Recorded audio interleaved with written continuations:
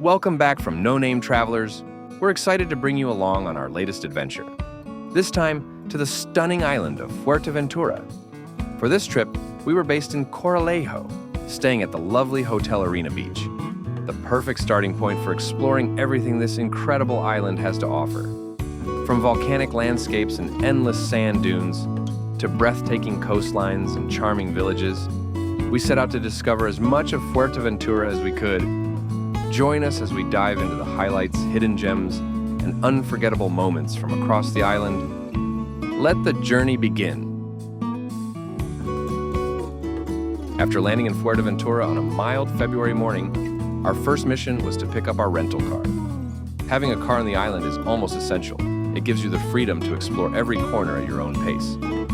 The process was quick and easy, and within minutes we were on the road, ready to begin our adventure.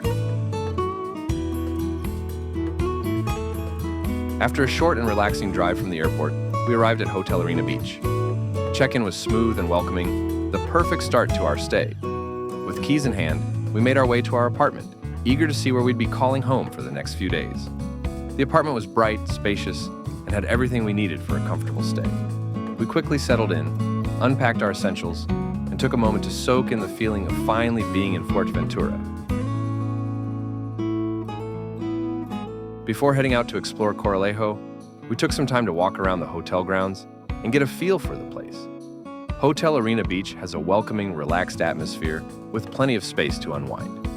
We discovered several pools around the complex, perfect for both quiet swimming and enjoying the sunshine. There was also a dedicated children's paddle pool, making it a great spot for families.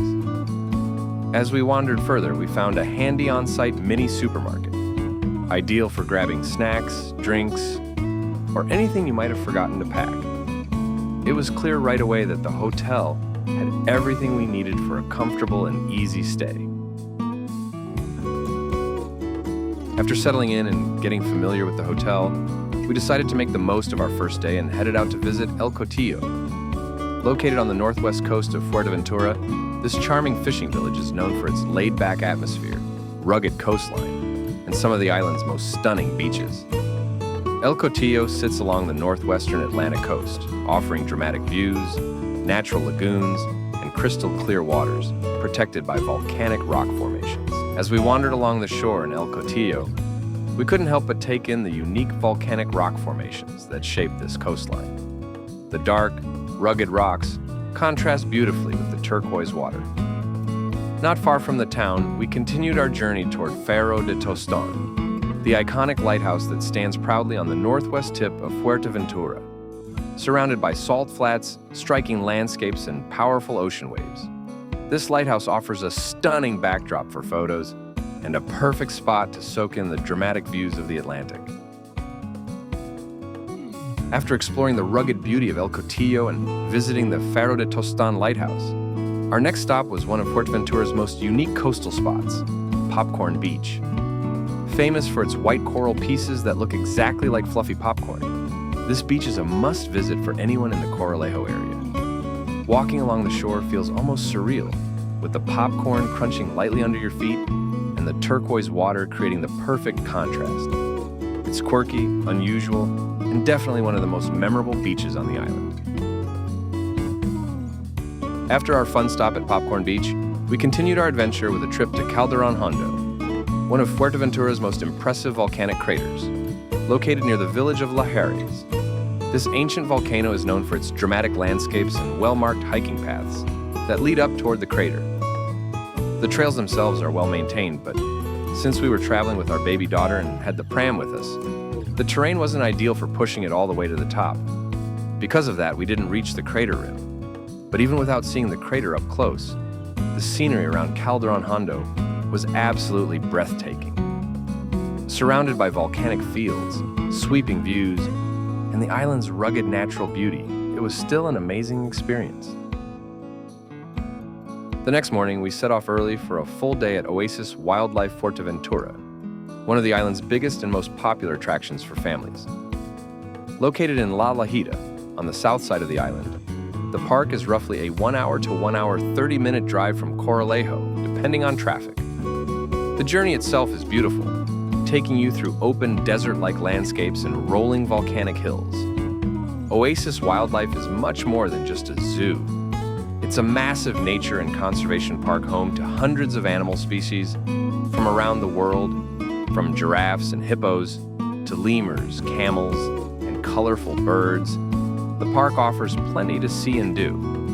It's designed with spacious enclosures, botanical gardens, and shaded walkways, making it a comfortable place to explore even with little ones. Whether you're feeding the giraffes, watching one of the educational shows, or simply enjoying the lush surroundings, Oasis Wildlife offers a full, fun day out for families, couples, and nature lovers alike. After a long but unforgettable day exploring Oasis Wildlife, we made our way back to the hotel, ready to unwind and enjoy a relaxing evening.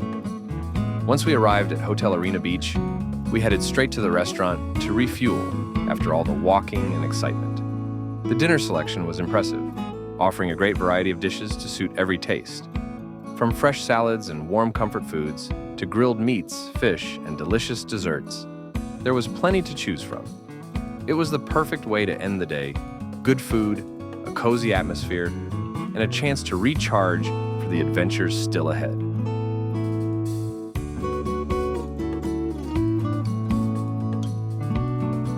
The following day, we headed south toward the Salt Museum, Salinas del Carmen, which is located about 45 minutes to 1 hour from Corralejo by car. The drive itself was really scenic, taking us through small villages, open landscapes, and those beautiful desert-like stretches that make Fuerteventura feel so unique. On the way, we couldn't resist stopping to take some photos when we came across a beautiful church set against the island's rugged backdrop. A little further along, we found a traditional Canarian windmill. As the camera pans across the Salinas del Carmen Salt Museum sign, we begin our visit. Inside, the museum is small but informative, offering a quick look at how salt was traditionally produced on the island, with old tools and displays explaining its importance to Fuerteventura's history. Outside is where the real magic happens. The open salt pans stretch toward the ocean, creating a beautiful contrast between the white salt beds, the dark volcanic ground, and the deep blue sea. Walking along the paths, you can see the evaporation pools up close. After leaving the Salt Museum, we made our way to Faro de la Entallada, one of the most dramatic viewpoints in Fuerteventura. The lighthouse is about 25 minutes from Salinas del Carmen and roughly 1 hour 20 minutes from Corralejo. The road leading up to the lighthouse is definitely not for nervous or inexperienced drivers. The climb is steep and winding, with sharp drops along the side. Beautiful, but a little scary. We originally planned to film the drive, but quickly realized we needed full focus just to make it to the top safely. Once we arrived, though, it was absolutely worth it. The views from Faro de la Entallada are breathtaking. Towering cliffs, endless ocean, and one of the most stunning panoramas on the island. The next day, we headed to the Museo del Queso Majorero, located about 45 minutes from Corralejo. This charming museum is dedicated to Fuerteventura's famous Majorero cheese, one of the island's most iconic products. A good tip for visitors: it's cheaper to buy a combined ticket for multiple museums. We actually got ours at the Salt Museum the day before, which saved us a bit on the entrance fee. The museum itself sits in a beautiful, quiet area, surrounded by traditional architecture and windmills, making it a lovely stop to learn about the island's cheese-making traditions. Inside the museum, we learned about the traditional process of making Majorero cheese.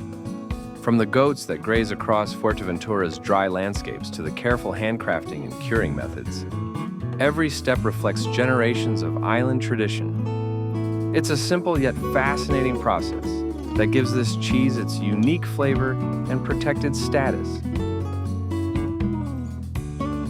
Inside the cheese museum, we sampled 5 distinct types of Majorero cheese, from raw and pasteurized goat milk to soft, semi-cured and fully cured wheels.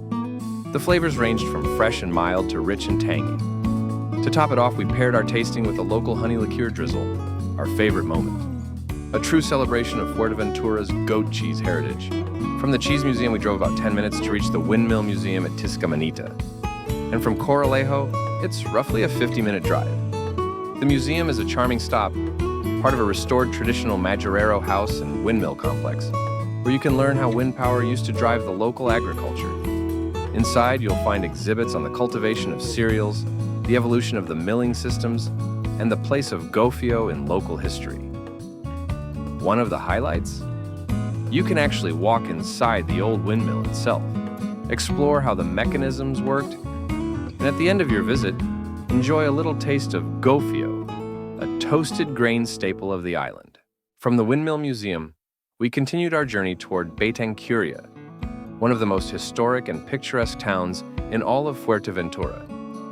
The drive from Tiscamanita to Betancuria takes around 20 to 25 minutes, but on the way we made an essential stop at the Guise Ayose viewpoint. Situated high in the mountains, the viewpoint is only about 10 minutes from Betancuria and offers incredible panoramic views over the island's interior. Here you'll also find the impressive statues of Guise and Ayose, the two ancient kings who once ruled Fuerteventura before the Spanish conquest. Standing between the statues, with the mountain ranges stretching endlessly behind them, is a truly breathtaking moment and a perfect photo stop continuing the drive. The road winds through the mountains before descending into Betancuria, the island's former capital. Known as one of the most beautiful villages in the Canaries, Betancuria is filled with whitewashed houses, cobbled streets, and the historic Iglesia de Santa Maria, which dates back to the 15th century. Despite its quiet atmosphere today, the town has deep roots in the island's history and is a great place to slow down and take in the charm.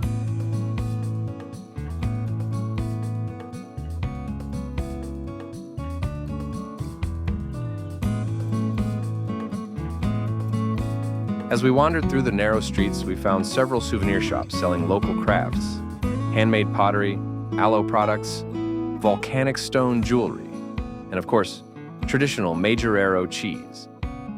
It's a great place to pick up authentic gifts, especially because many items are made by local artisans. Betancuria also has some lovely restaurants and cafes, perfect for taking a break while enjoying the mountain views. Many of them offer traditional Canarian dishes, cool drinks, and shaded terraces, ideal for relaxing before continuing your journey through the island's interior. One of the main highlights is the Iglesia de Santa Maria, the central church of Betancuria. Its striking white facade, surrounded by green palms and rugged mountains, makes it one of the most photographed spots in the region. If you're enjoying the video so far, don't forget to like and subscribe to follow more of our adventures. The next day, we made our way to the legendary Cofete Beach, one of the most remote and unforgettable places in Fuerteventura. From Corralejo, the trip takes about 1 hour 45 minutes to 2 hours, and it's definitely an adventure getting there. A big part of the journey, and roughly 8 to 10 kilometers, is on a dirt road that winds through the mountains. The path is bumpy, narrow in places, and not suitable for nervous drivers. But if you take it slow, the scenery along the way is absolutely worth it. The dramatic cliffs, wide open landscapes, and views over the wild coastline make the drive part of the experience.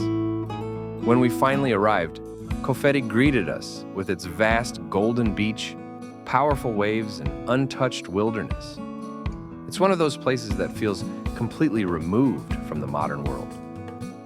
On the beach, you can also find a small and unique cemetery. Simple, quiet, and weathered by the wind and sand. It adds a mysterious and historical touch to this already dramatic landscape, reminding visitors of the people who once lived in this remote part of the island. From the beach at Cofete, we made our way up toward Villa Winter, the enigmatic mansion nestled in the remote hills of the Jandia Peninsula.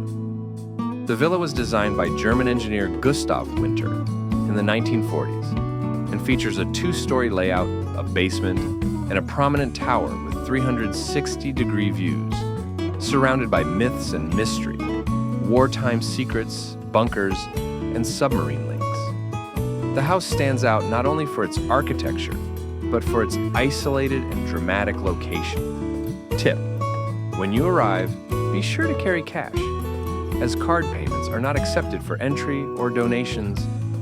The rough road up to the villa adds to the adventure. But once you're there, the views over the vast landscape and Atlantic Ocean make it completely worthwhile. On our way back from Cofete toward Corralejo, we made one more beautiful stop at Playa El Matorral, in the municipality of Majorero. This long, golden sand beach is known for its calm waters, bright turquoise tones, and the iconic Jandia lighthouse standing proudly at its edge. It's a great place to stretch your legs after the mountain roads, enjoy a relaxing walk along the shore, or simply take in the peaceful coastal scenery. With its wide, open beach and gentle waves, Playa El Matorral gave us a final taste of the southern coastline.